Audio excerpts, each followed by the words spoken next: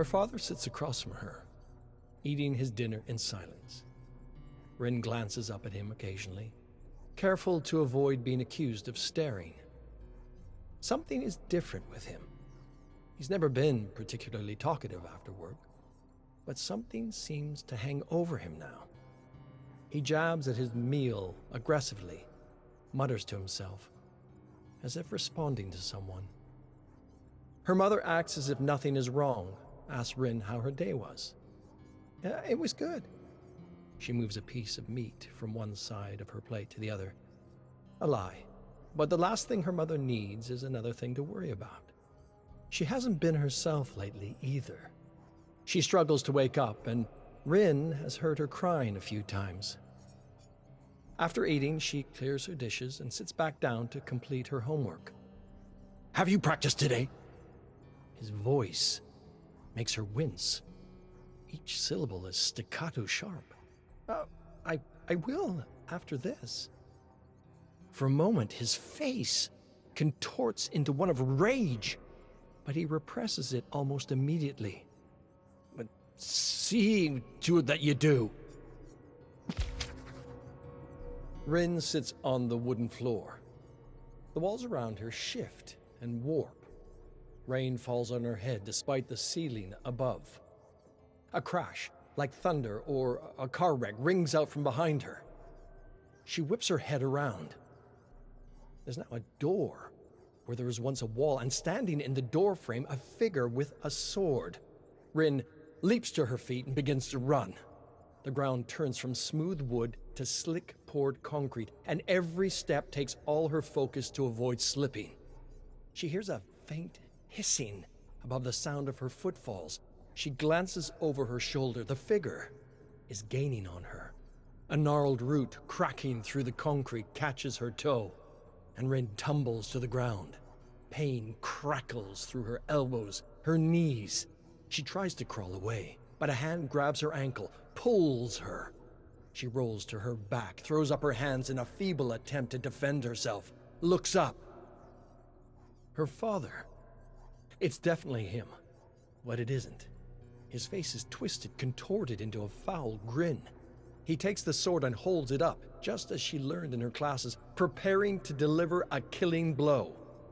The hissing is overwhelming now. His mouth is moving, but she cannot hear words, only hissing. From the darkness behind him, she sees a great white form moving with terrifying speed. She tries to point to warn him. He just grins, sword over his head. It comes into view, and her arms fall. A snake. She tries to scream, but no sound comes out. She watches as the snake swallows her father whole, sword and all. RIN gasps her air as she awakens. It's just a dream, RIN. Her mother's voice is weak, but reassuring. RIN sits on the floor beside her mother, who is laying in her bed. It didn't feel like a normal dream.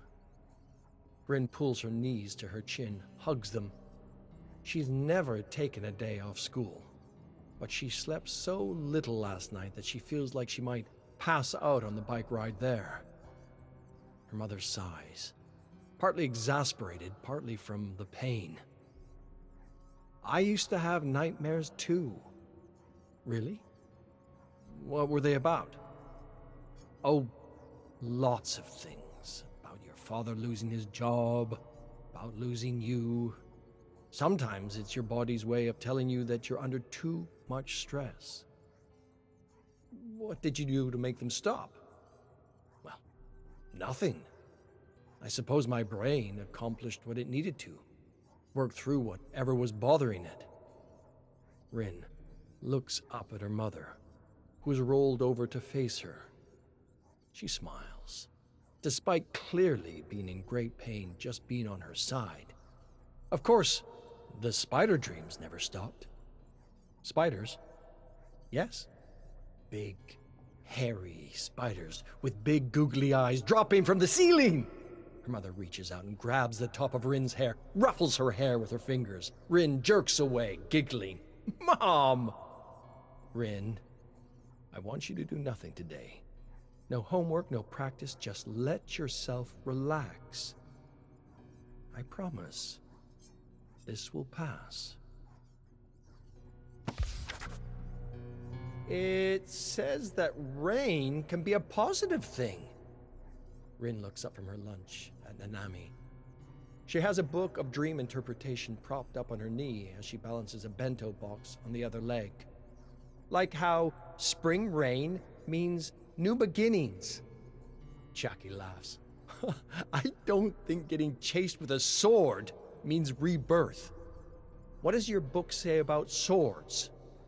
Nanami awkwardly flips through the book, nearly spilling her lunch on the floor. It doesn't really seem like it applies. Rin mutters at her friend quietly but forcefully. Go on. Read it. It means power, strength. But usually people dream about having the sword themselves. Jackie laughs, points at Nanami with her chocolate bar. See, Rin?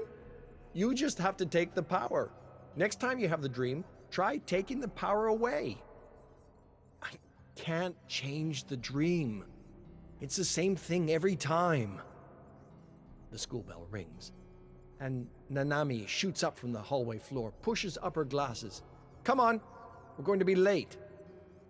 Jackie points her candy bar at Rin now, shaking it, crumbs sprinkling the hall floor.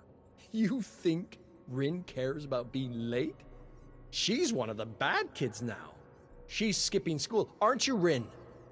I was sick. Yeah, sure, sick. I hate Professor Morimoto. Come on, let's skip.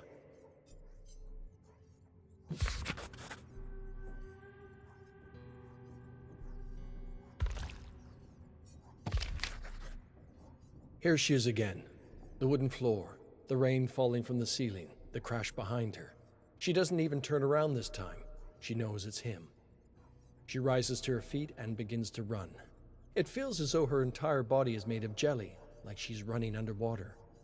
She scans the ground intently for the root, sees it, attempts to leap over it. She can never dodge the root. It bends and whips into the air, grappling her, pulling her to the ground. That familiar pain radiates through her joints. She rolls to her back again, looks up at him, that grin again. She tries to shout at him over the crescendo of the snake's hiss. Why? As if to respond, his voice mouths words, but no sounds come out. And just as he attempts to strike a blow, the snake devours him whole again, and Rin wakes up. She checks the watch beside her bed.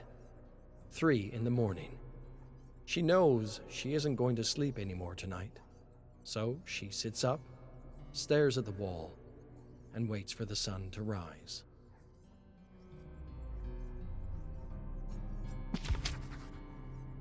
At her mother's insistence, she stayed home again today.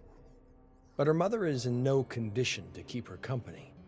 She needs her sleep. Rin instead pads around the house, looping between the kitchen, her bedroom, the living room. Can't decide what to do with her day. After the 5th or 6th time, she looks in the fridge. She thinks of her father's office. Something overtakes her and she finds herself at his desk, looking over his papers. She checks her watch. Plenty of time before he gets home. She picks up a folder, flips through it. Nothing interesting. She carefully places it back where she found it. She rifles around in the desk, stops when she sees something hidden at the bottom. An old, leather-bound book. She picks it up, flips it open. The YAMAOKA family. And the YAMAOKA curse.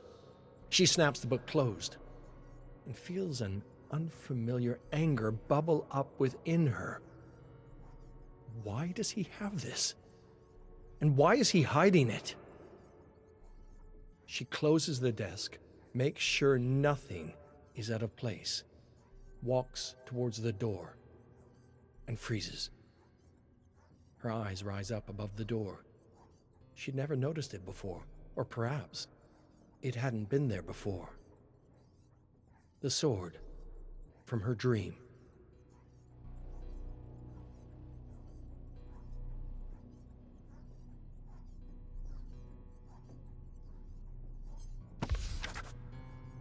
As the first patters of rain cool the top of her scalp, she realizes she's in the dream again.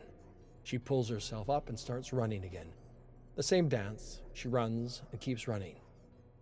The route should have tripped me by now. A different kind of fear creeps up on her. This is new territory. Despite the fear, there was at least something comforting about the predictability of it. As she runs, she sees a different figure in the distance. She slows her run as she gets closer. The figure is massive, hulking over her. She's never seen him before, but she recognizes him immediately. Kazan YAMAOKA. She gazes up at him, and hate washes over her. If he had just died, she wouldn't be here, stuck in this house, with these responsibilities, with this father. But she knows there's nothing she can do about it. Soon her father will come and try and kill her, and the snake will stop him. As she thinks this, Kazan draws his sword, holds it out to her, gestures for her to take it, to use it to kill her own father.